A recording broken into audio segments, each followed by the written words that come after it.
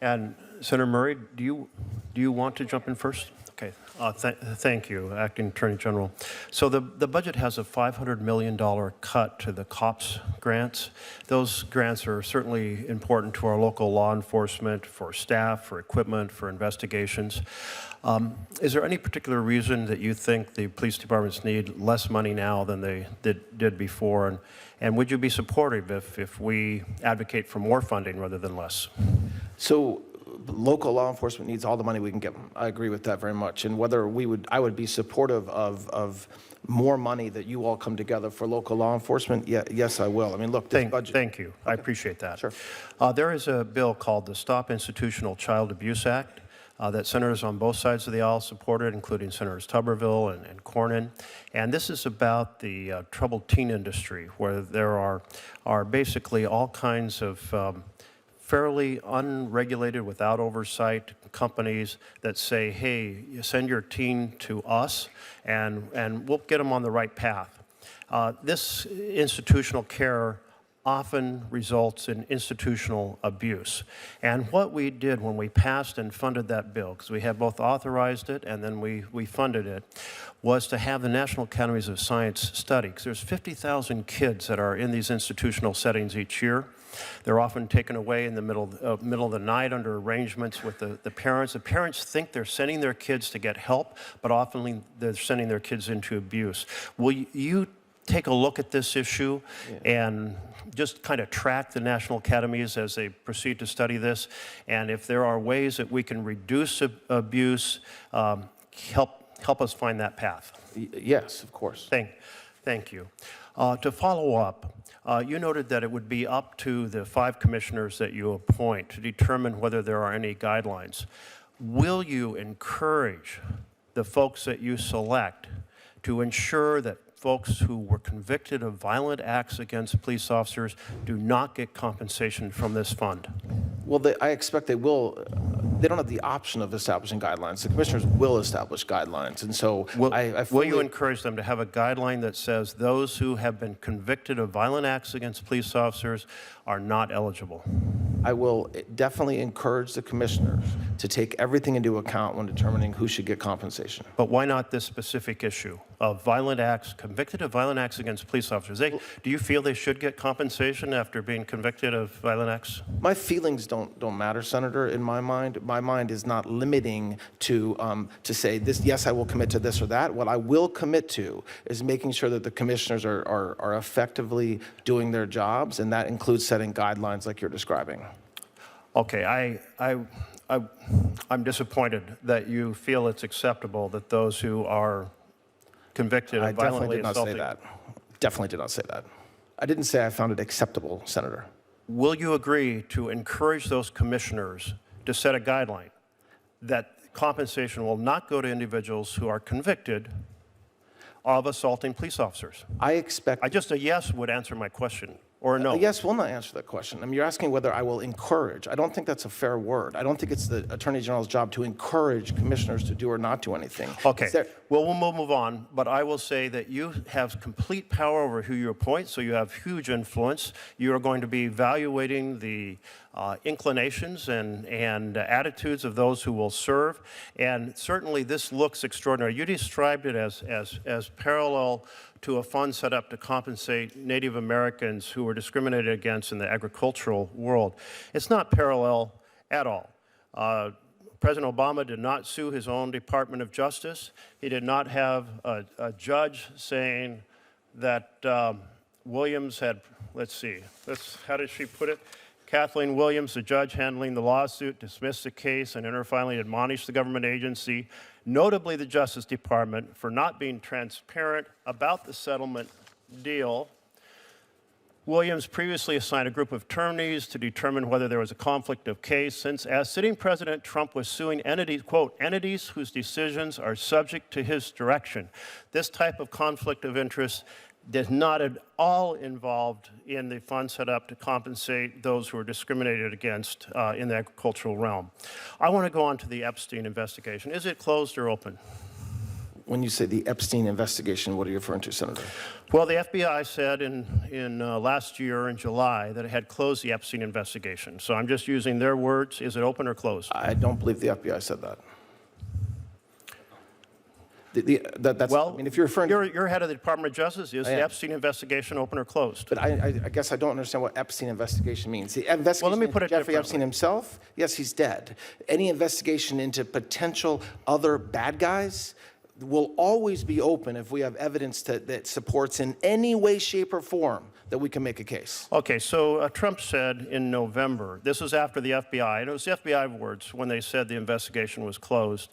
But what Trump wrote in November of last year, I'll be asking the Attorney General, Pam Bondi, and the Department of Justice, together with our great patriots, the FBI, to investigate Jeffrey Epstein's involvement and relationships with, and he gave a specific list, Bill Clinton, Larry Summers, Reid Hoffman, people at J.P. Morgan, and many other people to determine what was going on.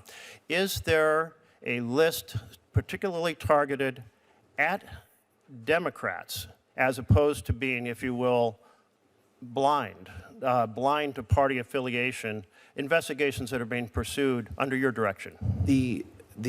Any investigation, no matter Republican, Democrat, man, woman, old, young, any investigation will be open if the Department of Justice and the FBI have evidence that a crime's been committed. And that doesn't, I mean, you're talking about Epstein. You commit to pursue regardless of political affiliation?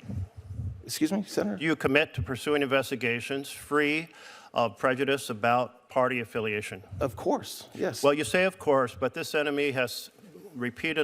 president has repeatedly spoken of an enemies list that he wants to go after. And I must say, it's one of the symbols of the breakdown of a democratic republic when a president uses his Department of Justice, which you now head, to go after his perceived political enemies. I hope you won't be party to that. Thank you. I mean, I couldn't agree with you more, and that's why what happened during the Biden administration was so disgusting. That is completely inappropriate and wrong. There is no comparison to the absolute fair-minded pursuit of justice under the previous administration and this administration's pursuit of an enemies list. Thank you. Senator Murray. I believe Senator Fisher was next. Yeah. Yes, you are. Senator Fisher, so glad of you to join us. Thank you. Trying to ingratiate myself with the ranking member of the No, committee. you didn't see me at the kiddie table. It's fine. So, Mr. Attorney General, welcome. Senator Murkowski brought up to you about the consolidation of the grant programs, yes, and also that the budget request is $1.2 billion, a cut to the state and local grants. I thank you for clarifying that this consolidation, what its intent is, but I'm still concerned about the impact of funding reductions and what that would have on our state and local law enforcement agencies. So I hope that you will be very cognizant of that as you look at the rural and really the under-resourced agencies that are out I will, there. Senator, yes. Thank you. In 2024, I passed legislation, the Recruit and Retain Act, and that was signed into law. And this authorized law enforcement agencies to use those COPS grants for recruitment and retention activities. It required a study. The study came out, not surprisingly, it identified a relationship between local law enforcement staffing levels and crime rates. More staff leads to lower crime. And the study also found that from 2019 through 2024, officer resignations and retirements have increased, and that's obviously then a decrease in officer staffing. So, Mr. Attorney General, how do you anticipate that DOJ's proposal to consolidate its grant-making components, reducing that funding for that account, how's that going to impact recruitment and retention by those local agencies, and how do you plan to address that?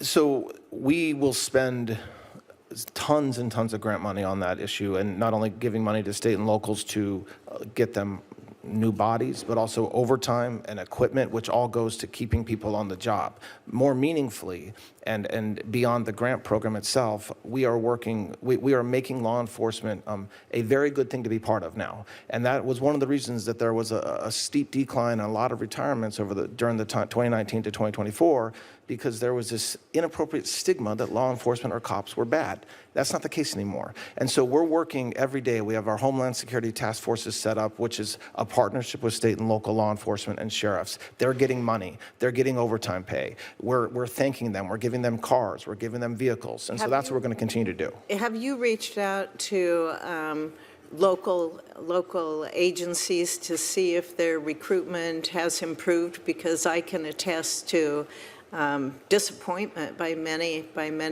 police departments. OPPD Omaha, for example, did see their numbers really decrease. Have you reached out and have any numbers on what it is now? Regularly, including last week during Police Week, I met with a lot. It's still a problem. We have not fixed it yet. I mean, look at what happened over the past year with law enforcement officers getting doxxed and having rocks thrown at them, having local leaders say to good, hardworking cops, you can't help. So this isn't something that we've won yet, but it's a priority to win that fight. And I'll keep on talking to state and local sheriffs and cops and detectives and letting them know that we appreciate them, and not only with our mouth, but with our pocketbooks as well. We do. Thank you.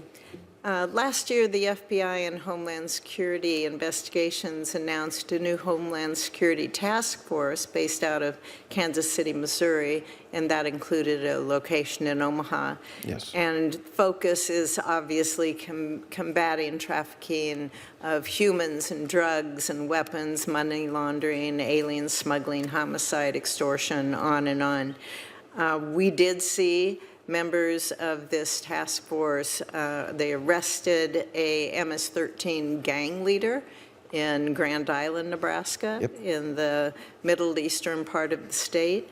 The 27 budget request cites the elimination of the Organized Crime Drug Enforcement Task Force's component, and instead requests appropriations be made directly to agencies like DEA and FBI.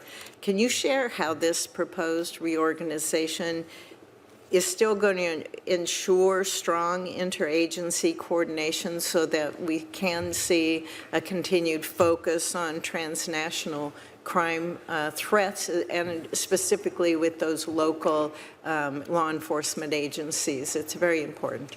I agree. So look, we dissolved the OCDF executive office. That is true. But the money that we're asking for, the money that we're going to spend, is exactly like we've been spending for a long time, except for more efficiently. So the HSTF model is built off of the OCDF model, but with a lot of improvement. Like, there was a lot of overlap in OCDF money that we're now being more efficient with. So there is no doubt, as a matter of fact, the opposite is true, that we're spending that same OCDF type money, we're spending more of it, and we're getting more of it out to the field through the Homeland Security Task Force. And so that's the goal.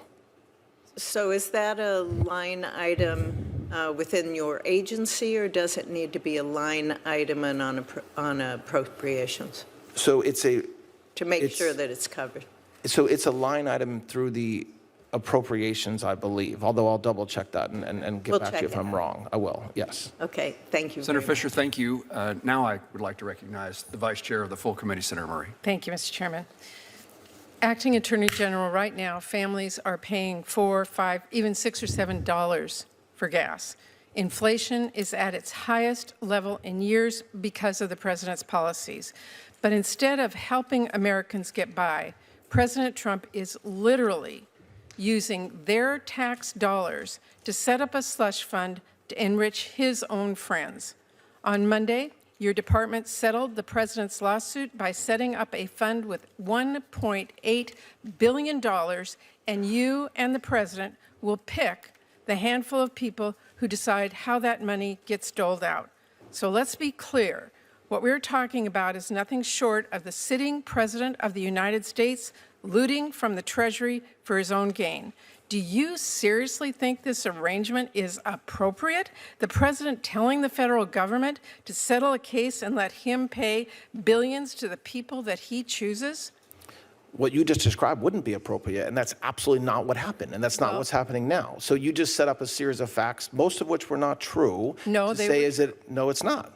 I mean, The president has set up a slush fund, however you want to say that it got set up, and he literally will get to choose through his hand-picked appointees who gets paid that fund. That is absurd. The president did not set up this fund. It's not a slush fund. It's been done many times. We have lots of funds. Well, I heard your response earlier to Senator Van Hollen. This is not comparable to the case that you cited. A judge was not involved. This is the president versus himself setting up a fund. The judge wasn't involved in the distribution in the Keep Siegel case at all. It just wasn't. There was a single commissioner that was set up, not five. And so when the judge signed off on that case. Yes, it was at a much later point in the litigation. That's right. my point. That is all of our point. And I just have to tell you, this is corruption that has never been more blatant or more widespread. What is happening is you write the check, Trump and his cronies cash it, American taxpayers who are already being whacked with high prices are going to foot the bill. That's what we are seeing today, and that is what many of us are really, really angry about. So let me move to another topic. This Department of Justice is sending the message that if you're wealthy, if you're powerful, if you are well-connected, you won't be held accountable even if you abuse children. You know, it's after Congress passed the Epstein Files Transparency Act and DOJ finally began to release the files, your department exposed survivors' names, their sensitive personal information, and even nude photos, while redacting names of alleged perpetrators of those crimes. The message that sends is this Department of Justice worked harder to protect the privacy of potential child abusers than the survivors.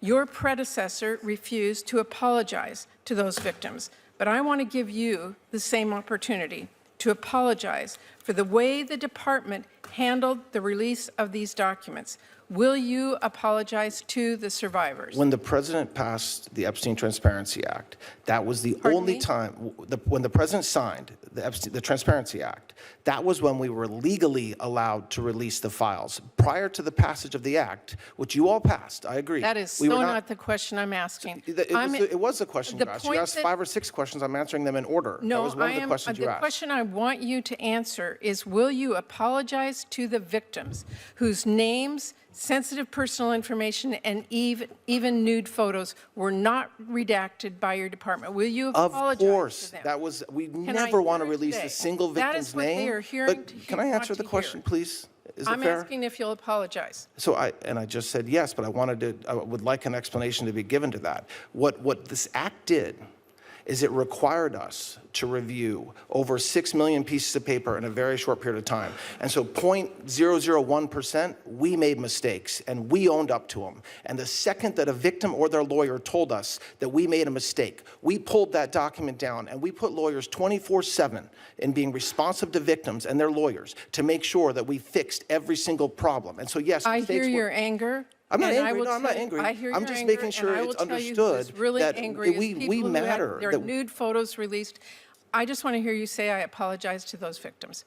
So as I just said, of course, any time we release a victim's name that shouldn't be released, we have failed as a Department of Justice. And so we have to do everything that we can to not fail. Well, I haven't heard the words, I apologize. I'm trying to give you an explanation of what happened. I don't think you're really interested in that because you keep on cutting me off. But I have a few more questions here, and I want to know, and I know that Senator Van Hollen raised this, but I want to ask you, will you personally commit to meeting with the survivors? I have heard from them personally that DOJ refused to meet them, and I'm asking about you.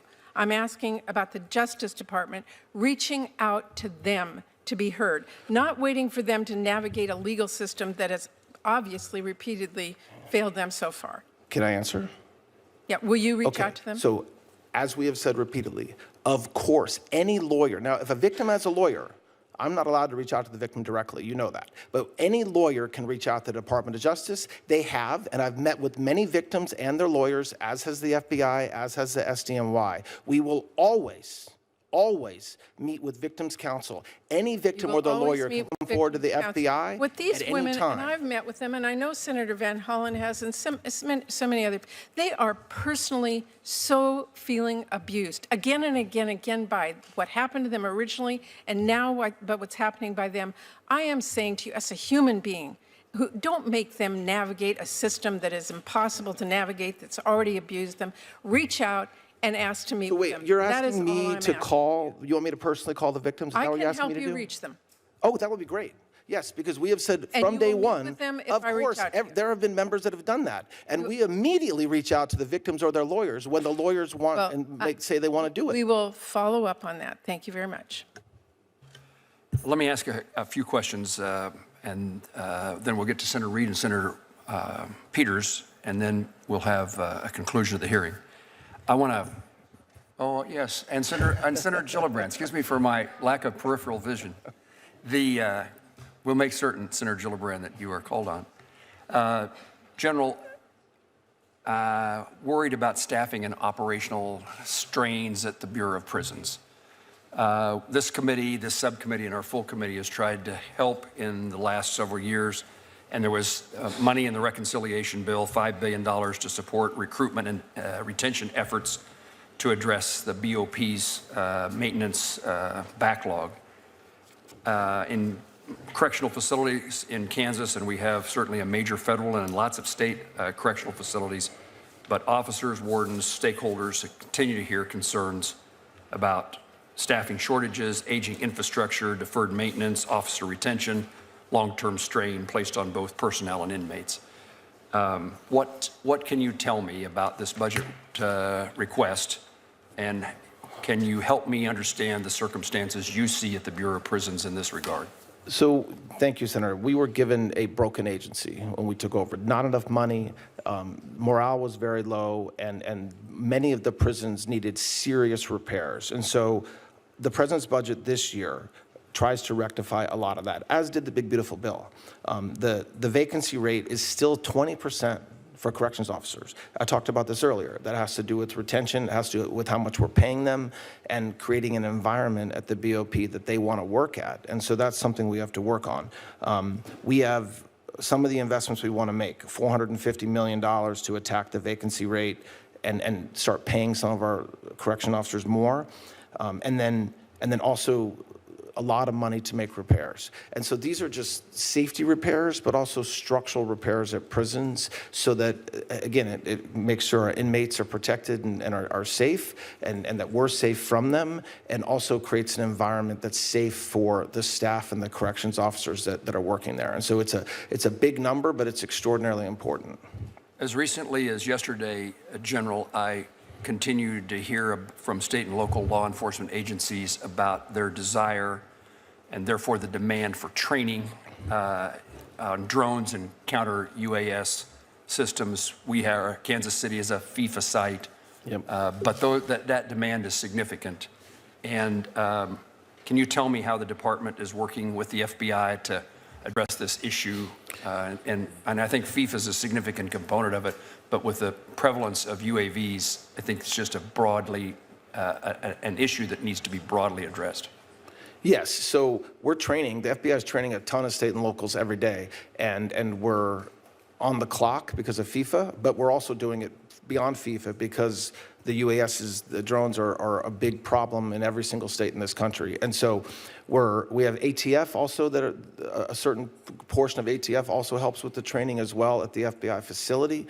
And we're going to continue to do that, meaning we're going to continue to offer and provide training to state and locals. We're also asking for money in our budget to help shore that up a little bit so that we can continue to not only offer training, but have a defense to the UAS. I would suggest that the FBI training center is over capacity, needs more officers and capabilities. And if the Department of Justice is interested in pursuing that, I'd be interested in trying to be helpful. I'm interested in working with you, Senator. Thank you. Grant administration, I think things are getting better, but the Department of Justice, particularly in its grants to local law enforcement, it's been a really slow process this year in getting the money out the door. Congress shut down. The list is long for reasons that could be the case. But I want to give you the opportunity to tell me that you are now positioned to see that local law enforcement in particular, but grants in general, and those grants exceed just local law enforcement. It's other community grants, mentoring grants. I want to make sure that you believe you're now positioned in terms of staffing and administrative abilities to make that process work better. We are working on that, and you're right. It's been slow. We now have all the 25s out except for maybe one. We're starting on 26 now. One program or one grant? One grant. One grant. I could be off a couple of grants, but we're mostly finished with that process. You're right. It didn't. We didn't get the number from you guys till January, late January, so we had a late start. And we're going to turn to 26 now and get as much done as we can. As you know, they're distributed on a rolling basis, so it's not as if there's no money and then a ton of money. So we're trying to get the wheels turning as quickly as we can to get money out. Thank you. Senator Reed? Thank you, Mr. Chairman. Mr. Blanche, how many taxpayers' returns were leaked by the IRS contractor in the 2020 breach? How many taxpayers, excuse me? How many taxpayers' returns were leaked by the IRS contractor in the 2020 breach? I don't know the exact amount, but a lot. 405,427. One of them was Donald Trump, correct? One of them was Donald Trump, correct? One of them was Donald Trump and his family or others, correct. Right. And Donald Trump was president at the time. Correct. So it was his IRS department that allowed this breach of privacy, correct? Well, it was a criminal who worked in the IRS, yes. Well, he was hired under Trump's administration. This is one of the Trump. Well, there was a criminal breach that led to this, yes. Very good. How many of these 400,000 people have received monetary reimbursement for the breach? I don't think any have, including the president. No, they haven't. But you've authorized the president to agree the president should have reimbursement, correct? No, we settled the case. No, there's no reimbursement to President Trump. Well, He that's filed a suit, interesting. Senator, but So President Trump, you're going to assure us President Trump and his family will get no proceeds from this? Correct. He will not. He will not get. His family will not get. Correct. And who will direct the distribution of these? Who gets the money? From the right. Victims Fund? Yeah. Well, there'll be a commission of 5 individuals that will be set up, and they will take in requests and claims and decide whether to do anything from mission of Who policy. will name the commissioners? I will. Or the Attorney General, whoever the Attorney General is. The Attorney General. Okay. Sorry, just to correct. And one of them will be done in consultation with leadership of this body. Consultation. Well, that's good. But when he first announced this suit on January 30th, he said, I think what we'll do is something for charity, where I'll give the money to charity. I'm talking about the American Cancer Society. I would say established and respected charities. Will you fulfill the president's wish that it goes to respected charities? I'm aware that he put that in or said that, but that's not ultimately what the settlement calls for. Well, the settlement was negotiated between his lawyers and the Department of Justice, correct? Correct. So his lawyers did not urge that they adopt the president's vision of giving it to a respectable charity? I am confident his lawyers urged the president's desires. Obviously, there's not a charity.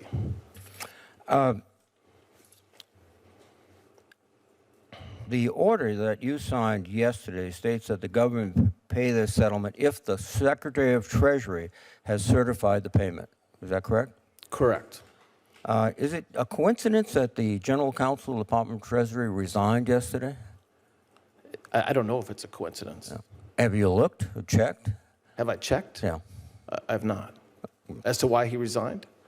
It just seems to be very coincidental that a high-ranking member of the Department of Treasury, Senate confirmed, would resign the day that the Treasury Department was required essentially to certify these payments. Well, I believe the IRS signed the settlement agreement as well. But yes, but I can't speak to why he resigned, Senator. Well, this all seems to be an obvious abuse of power by the Department of Justice, by the president. He negotiated essentially with himself. You're his appointee. The IRS are his appointees. He's the plaintiff. And the American people, I don't think, are surprised that suddenly all this money is going to his friends or people that he, in his orbit. Will you ensure that none of this money goes to anyone convicted on the January 6th attack on the Congress? Well, the commissioners will determine who is eligible to receive the money. not And the Attorney General. who are the commissioners? They're not named yet. Who will name them? I will, or the Attorney General will. It's not me. So, with the suggestion of the President of the United States, Excuse me? with the suggestion of the President of the United States, your boss. I do not make suggestions. I will. we No, will no. appoint commissioners. He will make suggestions to you. I have no idea if he will or not. I really don't. I have no idea if he will or not. I would be shocked if he didn't tell you exactly who to put on, and I'd be more shocked if you did not put them on. This is a travesty of the law in the United States and the Constitution.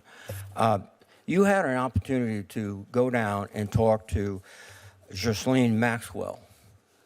And then a few days later, she was transferred from a high security prison to a very comfortable, I mean, that's very comfortable. It's just not true. She was not in a high security prison. She was transferred from a low security prison to a low security prison. I mean, you're looking at me like that's verifiable.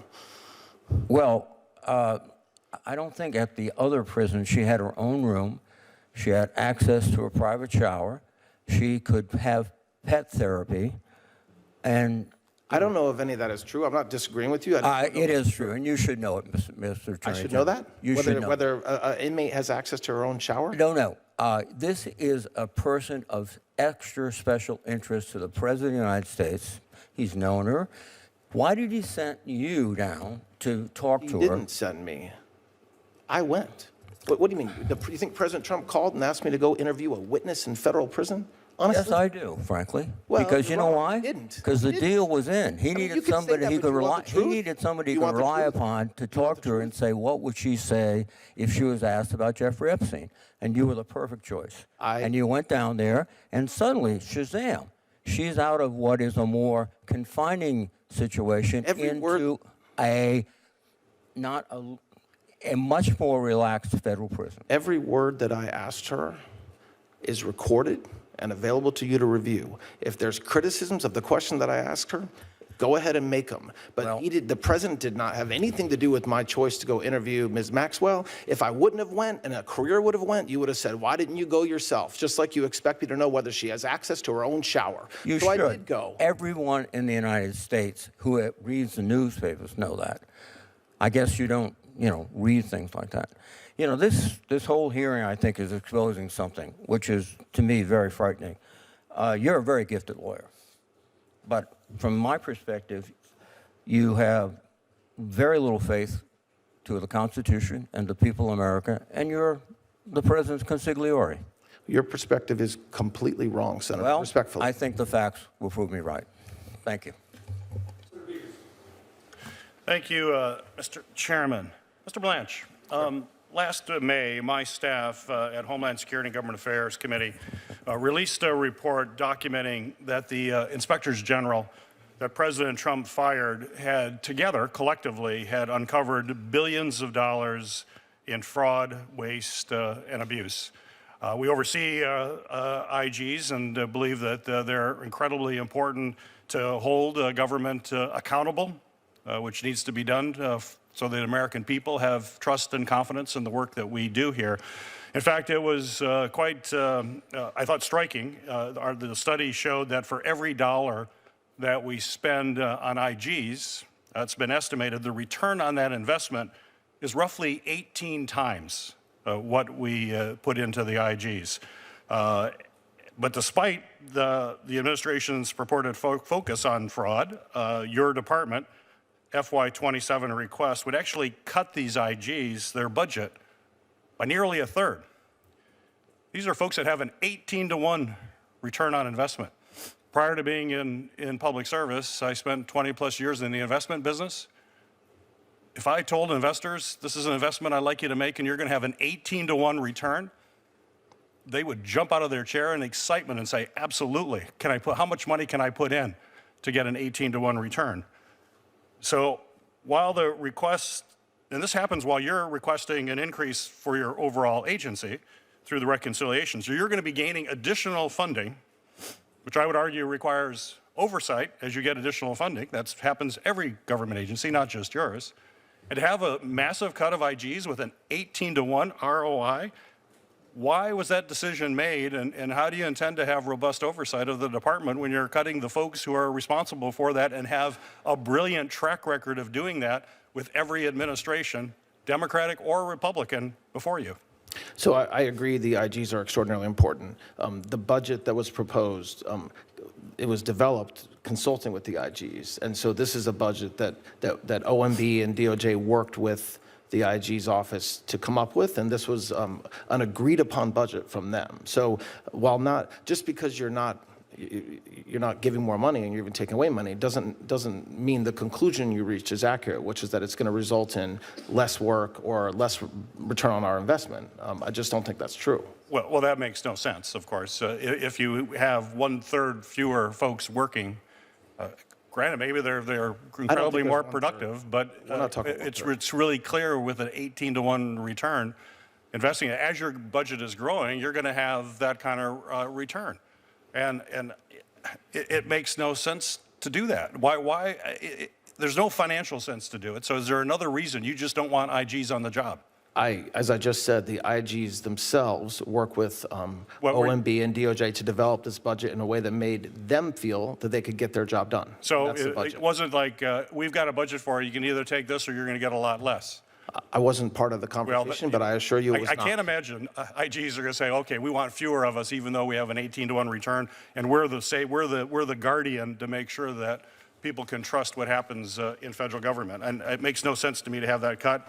And I think it speaks volumes of what this administration is really focused on, and it's not about reducing waste, fraud, and abuse. You don't do that by decimating the IG Corps.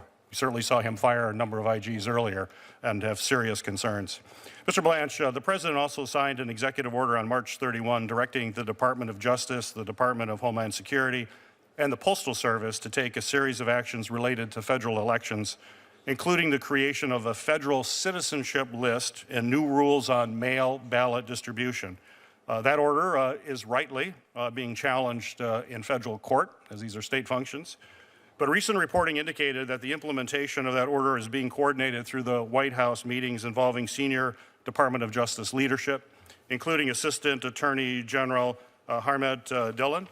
So my question for you, sir, is what is the department's role in implementing the March 31st executive order? Well, I want to be careful because it is under litigation, but it's as you just described. It's working with other agencies within the administration to implement the goals, which I think are appropriate goals, to make sure that we have free and fair elections, to make sure that those are implemented, whether it's DOJ that needs to implement them or some other federal agency. Well, you have other agencies. The same reporting identified the official leading the Department of Homeland Security's work, as you said, you're all working together on this, who now serves as the DHS Deputy Assistant Secretary for Election Integrity. Her name is Heather Honey, who is in that position. Ms. Honey's prior claims were central to the effect to challenge the 2020 election results. Claims, as you know, have been widely disproven. It's not true, none of this stuff. She's a key player there. So my question for you, sir, is the department taking policy direction, either formally or informally?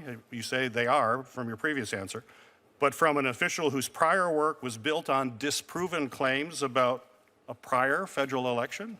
Our policy direction comes from President Trump and his leadership team. So I know the person you're speaking about. She's part of DHS and certainly in meetings that we have about election integrity. But as far as whether myself or Harmet Dillon take policy directions, we take them from the president. So, interesting. A person who was part of these widely disproven false allegations, and a president who, of course, subscribes to that as well. So that's what you're telling me. That's what's driving this effort by the federal government to basically take powers that the Constitution reserves for our states. Thank you, Mr. Chairman. Not what Appreciate I it. said.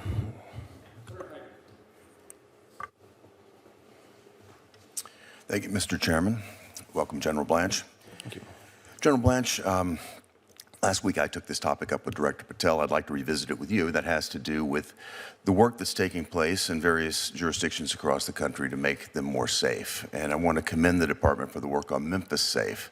The task force there has resulted in a 43% decrease in violent crime since the operation commenced. I think it's a shining example of what happens when you have state and local governments cooperating with the federal government, and the dramatic improvements that we've seen in violent crime and enhancing safety are really very much appreciated. I just wanted to ask you to take a few minutes and walk us through the whole of government approach that you've taken and how that's been executed, and from that, what lessons we might learn that could be applied to other jurisdictions. Thank you, Senator. Yes, in your state, the Memphis Task Force is one of the shining stars of law enforcement over the past year, also DC as well. And the way that it works is that we no longer care about stats within an agency, the FBI, DEA, Marshals, HSI, state and local. It's just one government, and it's a one government approach. So what happens in Memphis, and what should happen in every city in this country, is every day law enforcement gets together in a room and they decide who they're going to go out and get that day, whether it's someone wanted for murder, rape, any other burglary, whether it's just somebody who has a warrant out for their arrest, and then they focus on doing it. And they do it if they need a prosecutor to write a warrant, they go to get the prosecutor to write a warrant. If they need a state DA to help because it's a state charge, they get the state DA's office. And what you saw, you just described the reduction in crime. But you have streets in Memphis now that were unwalkable 6 months ago, and that now there was a few new restaurants opening, I heard last week, and that's complete success. I wish we could do what we were able to do in Memphis in every city in this country. Could we stay on that for just a moment? Because yes. I understand that there are other jurisdictions in the United States that are refusing to cooperate. Is there anything that we could do, any tool that we could provide to help you with this, with these non-compliant jurisdictions? Look, I think one thing we can do is just keep on showing the American people what it looks like when you do it right, and hopefully these local politicians that are doing it wrong will be shamed into doing it right. We also are, in many cases, filing lawsuits against some of these cities where they're actually violating the Constitution and violating federal law in the way that they're treating federal law enforcement and the work that federal law enforcement is doing. But all I can do as the acting Attorney General is offer everybody that we will work as hard as we can with our law enforcement to work with the state and locals to combat crime. Thank you. And that's what President Trump ordered me to do, and that's what I will continue to do. Well, thank you for that. I would just like to show my colleagues, I get a daily report on the results of what's happening in Memphis from your team and many others, and it's quite impressive. The accountability makes a real difference. I'd like to turn to another issue, though, one that's deeply concerning. I think it is concerning to me. It should be concerning to every American, and that's bringing to light what happened under the previous administration, the Biden Department of Justice, when they weaponized the extraordinary powers of your department with Arctic frost. If you think about it, they used this Arctic frost to persecute the president and also go after his closest allies, including me. And you know, I was shocked to find out last year that under President Biden, the DOJ had secretly obtained my phone records from Verizon.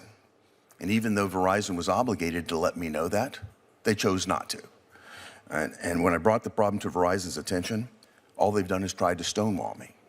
And we've brought it before the FCC in the form of a complaint. Again, Verizon simply continues to stonewall. And if I think about what Verizon with the Biden DOJ did, they specifically chose to ignore the fact that nothing can or should stop a phone provider from notifying a member of Congress when their constitutional rights are being violated, as mine were violated. It turns out that Verizon's chief legal officer, Vandana Venkatesh, used to work for Henry Waxman, one of the most partisan players up here. And she, as the general counsel, you know, I'm seriously concerned, at least, that Ms. Venkatesh and Verizon may have collaborated with their friends at the Biden DOJ.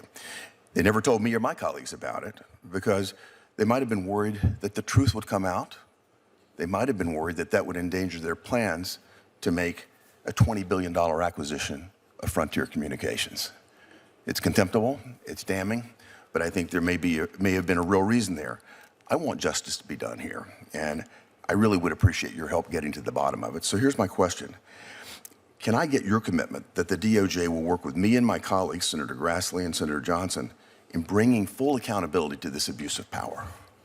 Absolutely, and obviously, Senator, one way we do that is by the work we're doing to make sure you all get your oversight responsibilities as much as you deserve, to get the materials that we're reviewing and collecting, but then also in proactively the work that we're doing to make sure that what happened never happened again. I mean, understand that there are times when we subpoena phone records, we do not want the bad guys to know that we did it, because we're still investigating. But the idea that that could be done to a United States senator, and that it would be okay for a prosecutor to just do it, not even a scintilla of evidence anybody did anything wrong, and then not provide notice to, is in some ways the worst form of abuse by the Department of Justice. Well, in fact, there's a constitutional ban, and I think a first-year law student should know that. You know, when AT&T was requested to provide the same records, they saw the constitutional problem. Right. They stopped. Verizon was willingly handing over my records and those of other my colleagues.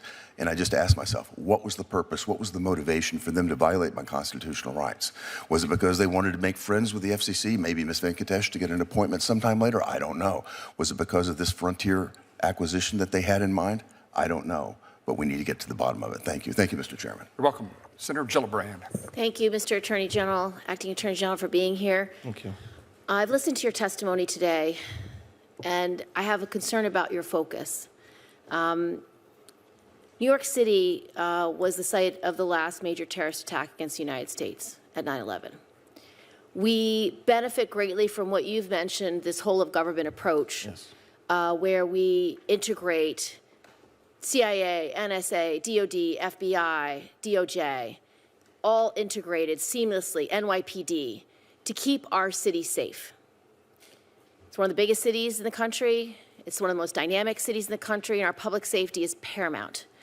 But I've looked at your record, and I am deeply concerned that you are not using this whole of government approach, because I see you slashing programs left and right that we know work for all sorts of things, from drugs to gun trafficking to community policing to cops program, slashing so many programs that I know work. So I want to take you through them and hear from you why your focus isn't where New York City and the state and the country need you to be, which is our public safety. So first of all, do you think that China, Iran, Russia want to do us harm and would undermine our elections? Yes.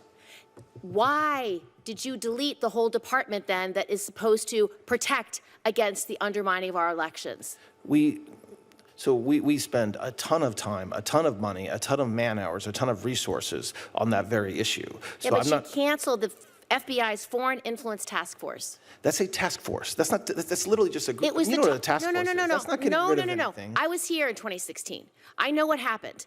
And after that, we did a whole of government approach. Yes. We put experts in at CISA. We put experts in at the FBI, and we put experts in at the Department of Defense. Together, whole of government approach, they went state by state by state to make sure that our electoral infrastructure was sound. However, your department and this administration has aggressively fired all the people that were put in charge of this. So they were the people at the FBI in charge of it. So why have you dismissed those operations? Where that failed, there were no state and local involved. It was all just a bunch of federal people, mostly out of Washington, D.C., okay? And the FBI agents were all Washington, D.C. The way they were agents, not around the country where we needed them. So the way that we're addressing it by closing down that task force is by having HSTF set up in every single, including in New York City, every single agency, every single state now has a HSTF, and that is one of their main focuses. And it does work with state and local. I want a complete report on this, because I don't have confidence that you are doing what needs to be done, because if all the 300, 400 expert people that were in our previous administrations, multiple administrations, Democrat and Republican administrations, if none of them are good and you're starting over from scratch, that doesn't sound like the recipe for success. I didn't say none of them were good. That's not what I said. Well, they've all been dismissed, and they've all been fired in all three areas. That's not true. They have not all been dismissed. We fired the people from DOD, we fired the people from CISA, we fired the people at the FBI. They were all dismissed. They were not all dismissed. Many of them are still here. Ask for a briefing, look into it, and give a report to this committee, because I'm telling you, if you agree that our adversaries do not have our goodness in mind. They don't have our I do protected agree with elections that. in mind. Yes. I need laser-like focus on solving this You're getting problem. laser-like focus. All right, I'd like a report on that. Second issue, gun trafficking. We have been working so hard as a federal government to stop the flow of illicit guns into our communities, where someone can sell guns out of the backs of their trucks from some criminal gun dealer who's trying to get these guns into the hands of criminals. And we're supposed to get data every year so we can show that our gun trafficking laws are working. These new enhanced laws where police officers can now go cross state lines to do their investigation. Why are you not giving me the data about gun trafficking? I need to know if it's working. I need to know if these cases are being prosecuted, and I can't even get data out of your department. Well, the cases are being prosecuted. We did. Will you give me the data so I can assess it? I don't know what data you're talking Just about. I'm just the not trying to be difficult. number of weapons that have been seized, the number of cases that are being prosecuted. We keep track of how many weapons have been seized that are trafficked, and I'm waiting from your department over a year to get that data. To the extent there's data that we're Will you required send it? no, Okay, no, next that's not- point. okay. I Cut me got off. like 5 Okay. points. I only get 5 minutes. Next point, community violence intervention grants. You are slashing these community violence intervention grants. They work. We know they work. One of them was to New York for 4.2 million, slashed. It prevents youth violence. These are programs that are working. Did you analyze whether this program was working before you slashed the funding? Yes, there's still a ton of funding for those programs. They do Not the work. ones in They New York. do.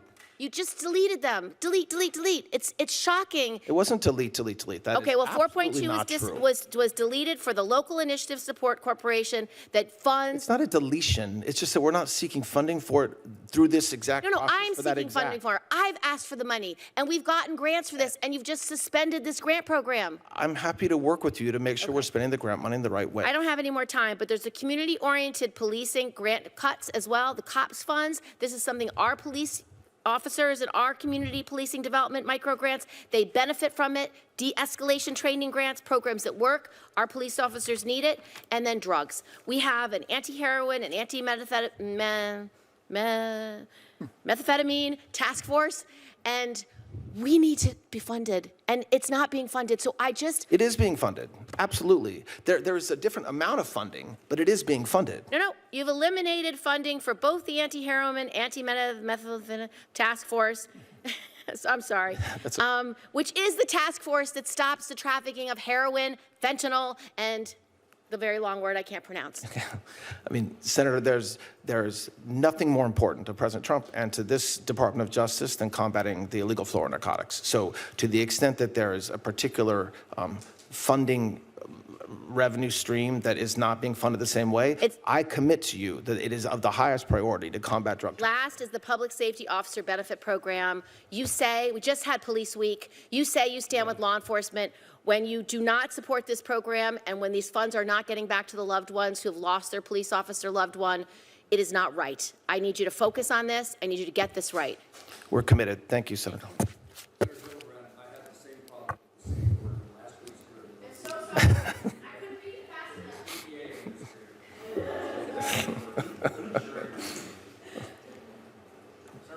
Thank you. Thank you, Acting Attorney General. Thank you for being here. Thank you. I want to talk about the ATS National Tracing Center, which you know is located Yes.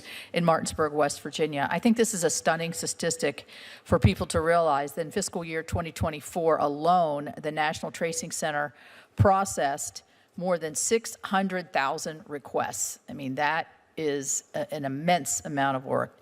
It also helped to identify the deranged individual who attempted to assassinate President Trump in Correct. Pennsylvania.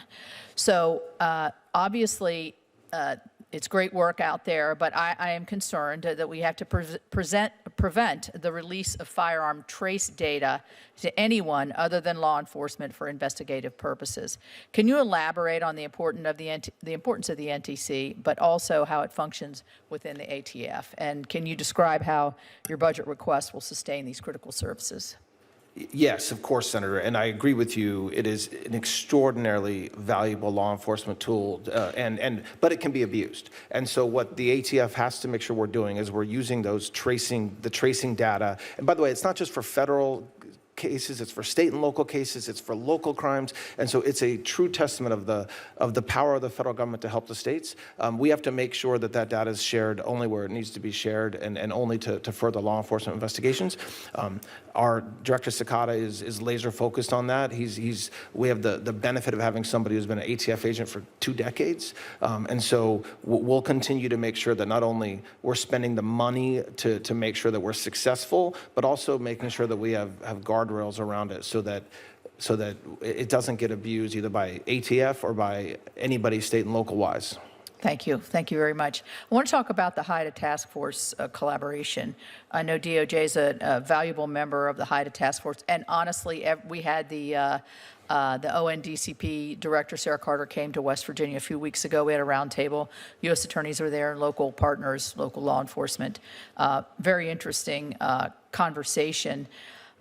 I personally want to see the high-intensity drug trafficking, the HIDTA program, stay within the White House. I know this may not be a decision that you're actively involved in, or because there's always, through several administrations, a desire to move it over to DOJ. Do you have any perspectives on that, and what does this budget have to say about it? Look, I know that President Trump is going to give a ton of money, I think over $11.4 billion to combat the drug crisis, and that includes a lot of money to HIDTA. The way that it's running through the ONDCP now as opposed to directly to DOJ doesn't make a difference to the effectiveness that we can have to run in these programs. It hasn't made a difference over the past year. It will not make a difference in the coming years. To the contrary. Remember, another big part of the drug fight is DHS and right. HSI. And so one benefit of having it go through kind of a one higher place is that we make sure we're spending the money across the federal government in the ways that is smart. So I have had zero issues with that setup, and I don't think Administrator Cole has had any issues with it or any of other law enforcement. Hey, I mean, personally, I think the issue is so large, and you heard Senator Gillibrand talking about it in New York. Our state has a particular issue, yes. And I am so pleased with the president's southern border initiatives. Fentanyl seizures are down, meaning less fentanyl into the country, but it's just such a devastating and terrifying drug that's killing too many people. Yes. I did want to I noticed in your opening statement you made a comment about the Bureau of Prisons. I just had a conversation with my fellow West Virginian, Billy Marshall, who's head of the BOP. I am in full support of the $10 billion request that you've made. He's made great strides there in getting good leadership, and they're safer. We have several federal prisons in and around West Virginia, and not only are the staff safer, but the inmates are safer as well. And I would encourage you to keep pounding that drum. We will. Thank you, Senator. Let me ask you a question in the last few minutes that I have. There's a few seconds. All right, geez. There's always a headline about Assistant Attorney General leaves DOJ, and it sounds, like it's a political statement rather than, or a lack of confidence statement, or doesn't like the way the direction that the department is going. And I know you see this, the public reports. Isn't this the way it's always been at DOJ, people moving in and out? And you yourself were at DOJ at one point before you went into private practice. I didn't know if you wanted to talk about, at the upper echelons of your leadership team, where you see this going, and is it a political statement, or is it the cost of doing business and Look, ebb and flow of workforce? I think we have a great team, and not only at DOJ, but President Trump's entire administration. That necessarily means that sometimes people come in and sometimes people leave. I was a federal prosecutor until I had no money left, and I had to go to the private sector. And I think there's pressures on family, and so. It's not a political statement. I think the president has assembled a phenomenal cabinet, and the cabinet has then assembled leadership that I think is every day working hard to fulfill the president's agenda, and when it comes to DOJ, to make America safe again. And so my team that works at DOJ, some of them will stay for 4 years, and some of them will probably leave in the next month or two, and that's natural. And all we can do is thank them for their public service and to keep on hiring great people. Thank you for your service. Thank you. Thank you, Senator. Senator Capito, we're going to conclude this hearing in just a moment. Senator Van Hollen and I have the practice of wrapping up our thoughts with questions or statements, and then we'll conclude. I'm in a particular hurry to get to the Defense Appropriations Subcommittee to ask questions there.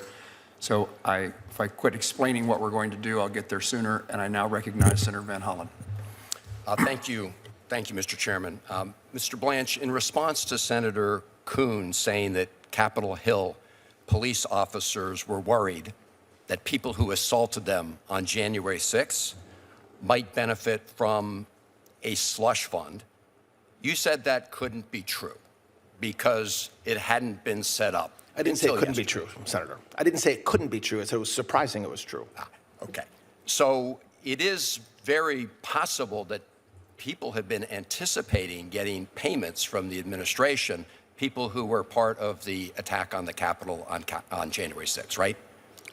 You're asking me to speculate on the possibility of something?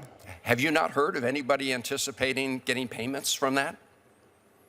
No, I haven't. Okay. I don't know what that All right, means, all right. actually. Mr. But I Chairman, won't speculate. I want to put it in the record, submit for the record, a January 2026 Washington Post story, a long story entitled, "For Many January 6 Rioters, a Pardon from Trump Wasn't Enough." And it goes on to quote, the President of the United States, when asked about these payments, said, "A lot of people in government now talk about it because a lot of people in government really like that group of people," unquote, referring to the January 6 rioters. Are you not aware of that statement from the President? I have never read the Washington Post. Well, I can tell you that there are a lot of people I accept for that you read a it. long time who've been anticipating payments. You're not aware of that?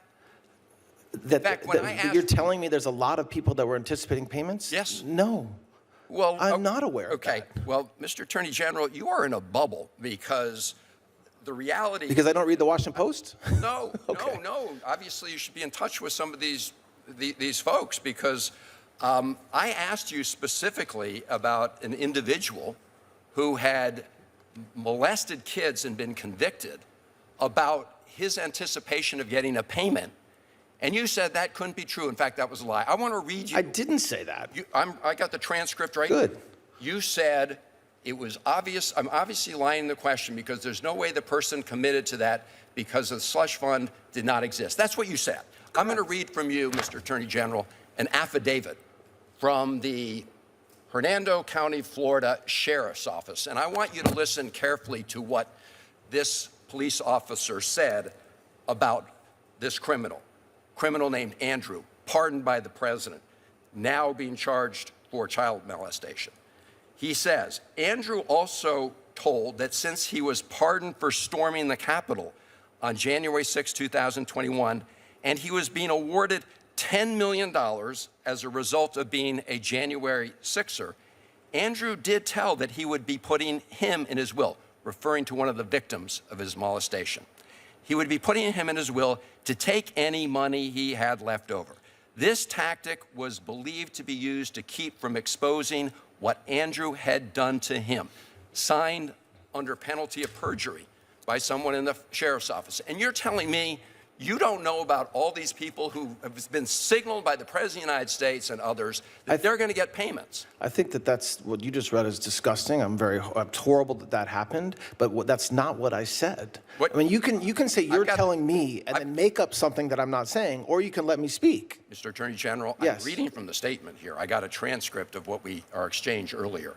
And you essentially said, well, you're obviously lying in your question because there's no way this person committed to that because the slush fund of which you called it did not exist. Just as you suggested. Right, and Okay. it's true that even the affidavit that you just read said that he would be awarded this criminal suggested he'd be awarded $10 million. Now you're playing absolute word games. You're I am the not Attorney playing a General. word game. Of course you are, because people And are also, words anticipating matter. these payments. Words matter. So if you're going to quote me accurately. Mr. Chairman, I'd like to put in the record, January 6 rioter pardoned by Trump was sentenced to life in prison for child abuse.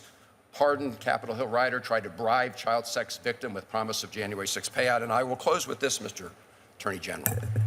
You can't tell us today that this individual would not be eligible for a payout from this fund. I find that obscene. And I'm going to ask you one last time. You keep comparing this case to the Keep Eagle case. In that case, as you've admitted, a judge ultimately signed off. I'm asking you, before you proceed with this fund, will you have a federal judge sign off on it? I didn't compare the cases. What I said is the commission that we set up yesterday is nearly identical to the commission that was set up during Keep Siegel. So it's please, not. you No. repeatedly put words in my No, mouth, no, and then you say, oh, I'm playing wordsmith. Words matter. Mr. And General, so if you, they do matter. You said they were, I got, look, the transcript will speak for itself. It will. But you compared in your own release, in the Department of Justice's own release, you compared it to this case. And in this case, a judge signed. My final question I am is, comparing will the you cases. agree, as they did in that case, that before you proceed with this fund, a federal judge will sign off and approve it? Will you agree to no that? federal judge. So there's no mechanism. Actually, there 'cause is the a case federal was judge presiding over was this case. dismissed. The case was dismissed by Because- the judge last night. Yeah, because you moved to create this fund. I didn't move. I did not move. The That's not true. settlement result, Mr. Attorney General, come Yes. on. So so you're not going to submit this proposal to any federal judge or independent? There is no judge. Any independent authority? What does that mean, an independent authority? What does It that means mean? not somebody who's getting to pick 5 of the members who was the president's former personal attorney. That would be somebody who would be independent. I'm the right? acting attorney general, okay? And The you fact also- that I used to be President Trump's lawyer is just a fact, but I'm the acting attorney general. So don't say the president's former personal lawyer will do something. The acting attorney general will do something. Mr. Attorney General, you are acting today like the president's personal attorney, and that's the whole problem. You have a whole banner of his face hanging over the Department of Justice, and you and everybody else walks under it, and you are acting like you're his current personal attorney. Mr. Chairman, I have no further questions. Attorney General, let me ask this question in this regard to the fund. Is there in your mind a nature or a description of the individuals that you hope to find to serve on that board that makes the decisions that we're talking about? Yeah, we want people who will have the ability to evaluate. I mean, with a couple of the questions from the senator and from others today, evaluate whether somebody who's applying for compensation is entitled to it, and if they are entitled to it, what amount and how to go about doing that. So we expect there'll be experienced people. It'll be public. People can be critical if they so choose, and so we haven't come up with names yet, and we will. I think we have 30 days to do so, and when we have the names, we'll announce them. And what's the standard by which a determination is made that compensation should be had? So in the broadest sense, it's weaponization. It's not limited to Republicans. It's not limited to Democrats. It's not limited to January 6 defendants. It's limited only by the term weaponization. And so I expect that the commissioners, and what I expect they will do, because they'll have to, is set up guidelines and set up procedures for individuals to apply for that. The weaponization then gets defined, could be, I assume you can't expand the word weaponization, but you can narrow where it seems to be most applicable, where the weaponization, if it occurred, is the most egregious. Is there some kind of standard by which you would evaluate a case-by-case basis? I think there has to be standards, and I think it is a case-by-case basis. I think that it will depend on, but when you say there's a standard and then say it's case-by-case, that's the issue, right? Is that the case-by-case analysis is what's going to have to be done, and I expect that it will be done. I mean, I think it's telling that everybody on the left and everybody in the liberal side of the media immediately says it's a slush fund for President Trump's friends.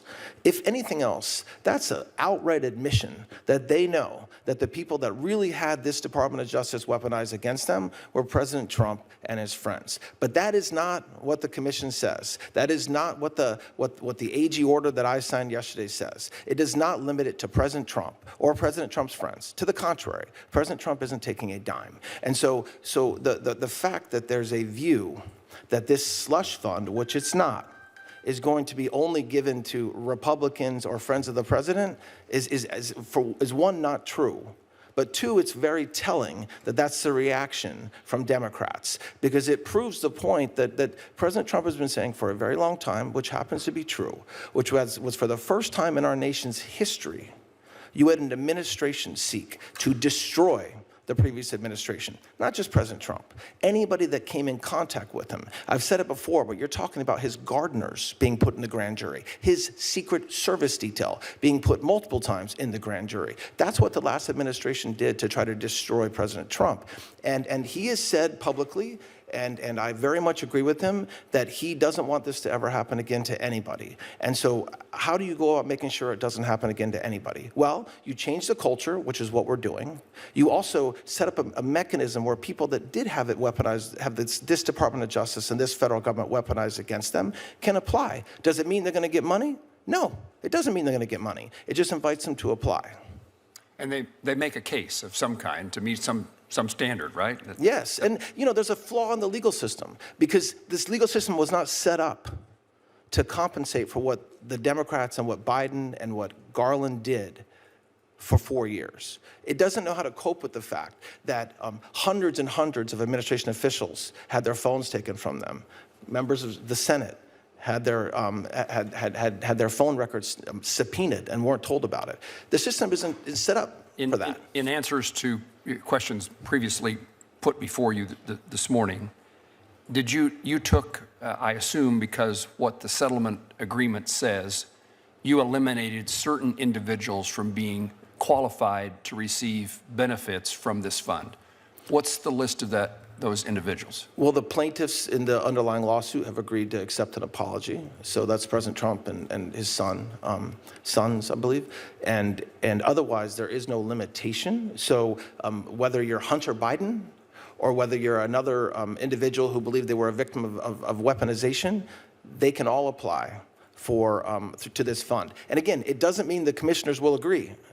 It doesn't mean that they're getting $10 million or whatever was just read a few minutes ago. It just means that you can apply. And the decision by the commission is by a majority? Yes. 3 of 5? Correct. And finally, this issue, while it's of interest to all of us as United States senators, this committee has no jurisdiction over this issue, in a sense, because this is mandatory spending. Have you had conversations with Senator Durbin or Senator Grassley or the Judiciary Committee? I have not had conversations over the past 24 hours about this. No, I have not. General, anything you'd like to add to what you've said today or take away from whatever you said today? No, just thank you and the committee for their time today. There are no further questions. Senators may submit additional questions for the subcommittee's official hearing record. We request that the Attorney General respond to those questions within 30 days. The subcommittee stands at recess to the call of the chair.